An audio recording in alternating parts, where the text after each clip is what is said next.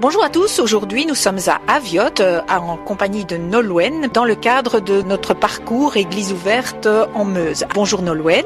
Bonjour Nanou. Où nous sommes? Alors je suis Nolwenn Marotto, animatrice culturelle pour l'association Anime Avioth.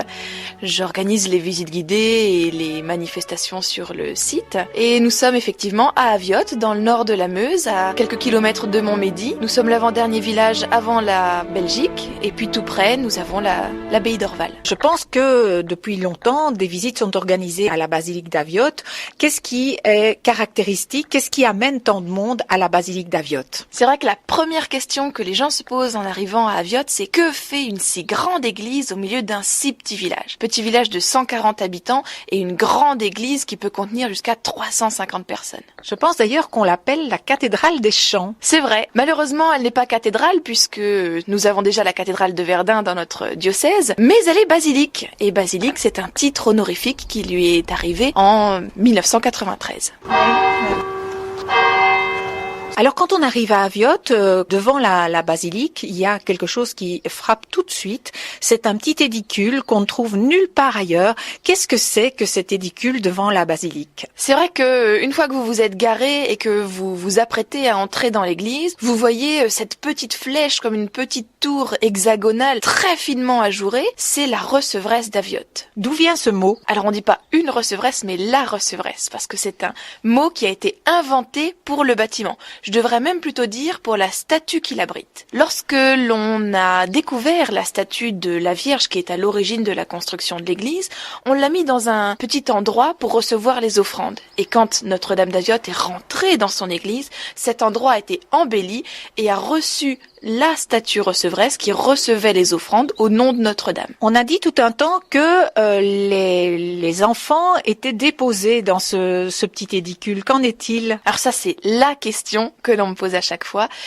Pour moi, les enfants qui étaient déposés pour recevoir le baptême des enfants morts-nés, ils étaient déposés pour Notre-Dame d'Avioth. Donc, est-ce que ça a réellement été ici? Alors cette recevresse, elle est tellement extraordinaire qu'on peut en trouver une reproduction quelque part, Nolwenn. C'est vrai qu'on a tendance à dire que la recevresse, c'est un monument unique au monde. Sauf qu'il n'est pas si unique que ça, parce que à Paris, au musée des monuments français, il y a le moulage en plâtre de la recevresse qui avait été fait pour l'exposition universelle de 1900 à Paris. Il y a deux entrées en fait à la basilique d'Avioth, une entrée latérale, mais il y a aussi un grand portail. Si vous passez par la gauche de l'entrée, vous découvrez un magnifique portail très bien sculpté, jusque sur le haut des flèches vous avez des sculptures, et il faut absolument pas le manquer parce que c'est un joyau de la statuaire de cette époque-là. Qu'est-ce qui est principalement représenté sur ce portail? On va principalement découvrir le jugement dernier, mais il faut se mettre dans la peau des personnes qui étaient là au Moyen-Âge, qui l'ont vu s'élever, s'édifier, et ces personnes-là ne savaient pas lire, et il fallait que d'un premier coup d'œil, ils puissent comprendre tout ce que les maîtres sculpteurs ont voulu représenter. Alors cette entrée, en fait, est l'entrée principale de l'église, l'entrée solennelle. Donc habituellement, les visiteurs entrent par l'entrée latérale, mais lorsqu'il y a une grand-messe de pèlerinage ou une messe solennelle, on ouvre les grandes portes, et là, on a quelque chose de prestigieux à la basilique d'Avioth. Eh bien, entrons maintenant dans la basilique.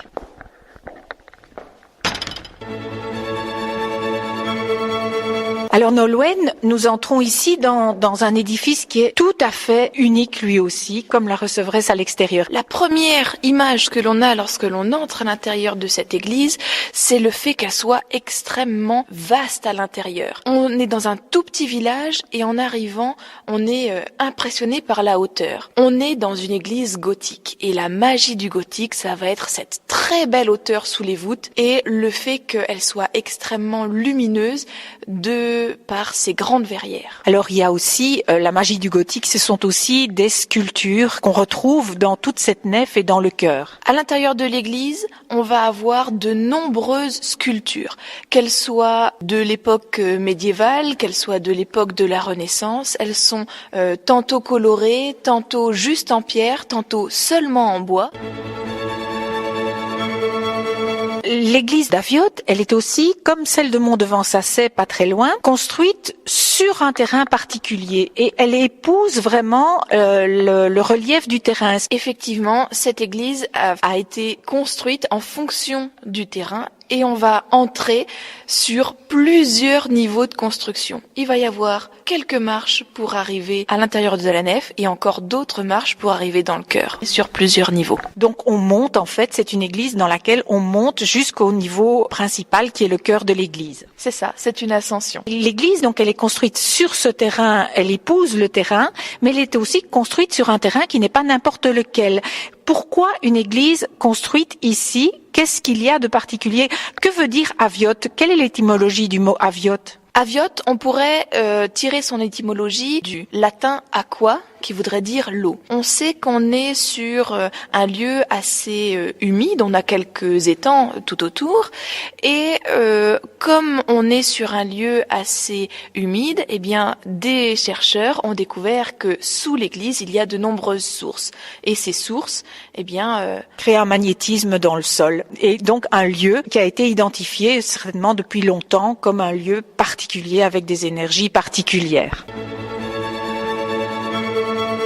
Alors nous venons de remonter la nef, nous sommes arrivés dans le chœur. Alors le chœur de la basilique d'Aviotte, c'est une pure merveille et il y a un élément dans le chœur qui attire un pèlerinage toutes les années. À l'intérieur du chœur, on arrive directement sur une magnifique statue de la Vierge. Cette statue-là, elle est datée du XIIe siècle. Au XIIe siècle, ici, il n'y avait rien du tout. On était sur une petite montagnette remplie de broussailles et de bosquets et un habitant du village voisin, se promenant sur la montagnette, aurait découvert dans un buisson d'épines cette statue de la Vierge. Il la prend pour la mettre à l'abri dans l'église paroissiale et le lendemain, elle n'est plus dans l'église, elle est retournée à l'endroit même où elle avait été trouvée. C'est ainsi que de nombreuses personnes sont venues en pèlerinage voir et prier la statue et chacun a déposé son offrande pour la construction de l'église. La découverte de la statue est à l'origine et de la construction de l'église et du grand pèlerinage qui a chaque année lieu le 16 juillet.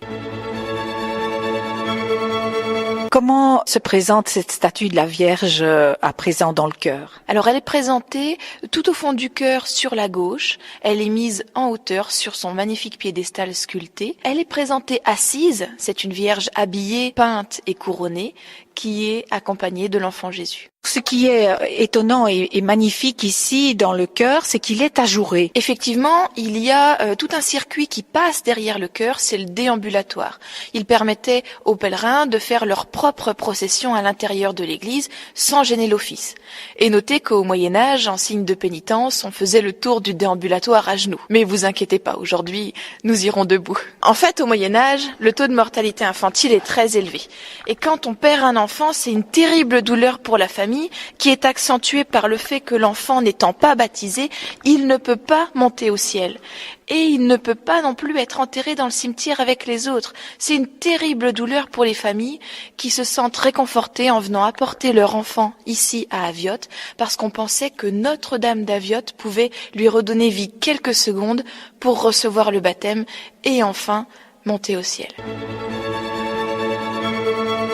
Alors nous avons la chance avec notre guide de pouvoir accéder à la tribune d'orgue qui se situe au-dessus du portail d'entrée dans la lumière de l'immense rosace gothique.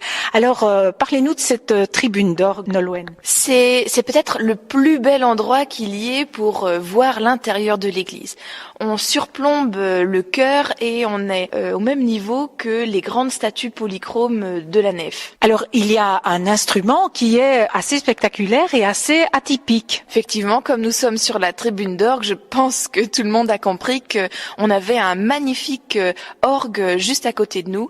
C'est un orgue qui a un buffet de style baroque et qui a été restauré en 1970 grâce à 2 jeux d'orgue, ceux de Benoît de Vaux et de Ligny-en-Barrois. Cet orgue, il est en bois sculpté, il était polychrome? Très certainement, mais aujourd'hui, ce que l'on peut voir, ce sont quasiment uniquement les tags d'époque, puisqu'on en a qui datent du début du XXe siècle. Et cet instrument joue encore? Oui, il est entretenu chaque année et il joue magnifiquement.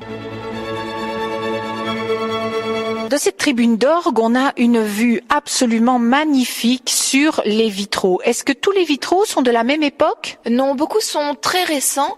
Les seuls qui sont encore anciens vont être certains du chœur et surtout la belle baie de médaillons que nous avons juste à côté de nous, qui date du XIVe siècle et qui représente 15 médaillons qui sont 15 scènes de la vie du Christ. On commence par l'Annonciation, on termine sur l'apparition au jardin et on a même un médaillon qui représente Marie allaitant l'enfant Jésus.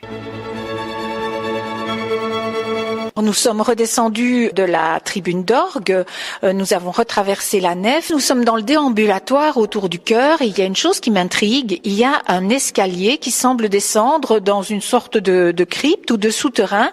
Est-ce que ce serait le fameux souterrain dont on parle qui irait jusqu'à Orval? Malheureusement, il ne s'agit pas du souterrain jusqu'à Orval, mais ça a peut-être quand même une histoire avec Orval, puisque vers les années 1937-1938, on a voulu faire à Aviotte, faire venir un ensemble monastique et créer un grand prieuré comme celui d'Orval.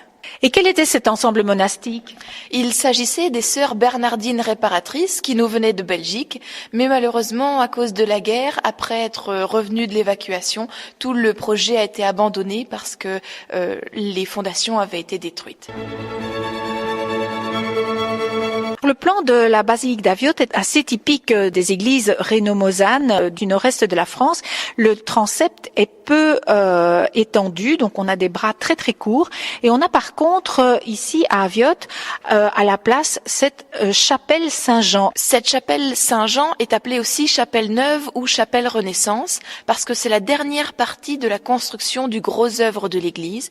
Et comme elle a été terminée au XVIe siècle, eh bien on peut voir dans cette chapelle différentes caractéristiques de l'architecture de la Renaissance, notamment sur cette grande arche des symboles de la mythologie, que l'on peut retrouver aussi dans l'église de Marville, qui a quelques éléments Renaissance aussi. Et vous verrez à l'intérieur de cette chapelle des vitraux Gruber, comme à l'église de Marville. Alors pour conclure sur cette magnifique basilique gothique d'Aviotte, au moment où on a terminé la construction de l'église avec cette chapelle, c'était l'apogée du village.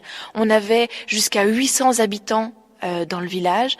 On avait 5 foires par an, un marché par mois. C'était vraiment un endroit où les gens aimaient venir faire du commerce, aimaient venir en pèlerinage. Il y avait extrêmement d'affluence à Aviotte. Et à partir du milieu du XVIe siècle, à cause de toutes les péripéties que va connaître le village, eh bien, il s'est peu à peu éteint. Si on souhaite découvrir avec vous la basilique d'Aviotte, vous pouvez nous contacter auprès de la mairie d'Aviotte sur notre site internet aviotte.fr ou notre page Facebook. Ou alors, vous pouvez aussi vous rendre sur le site internet du réseau Église ouverte Europe ou Église ouverte Grand Est de France, www.égliseouverte au pluriel et sans accent.eu ou .fr. À bientôt.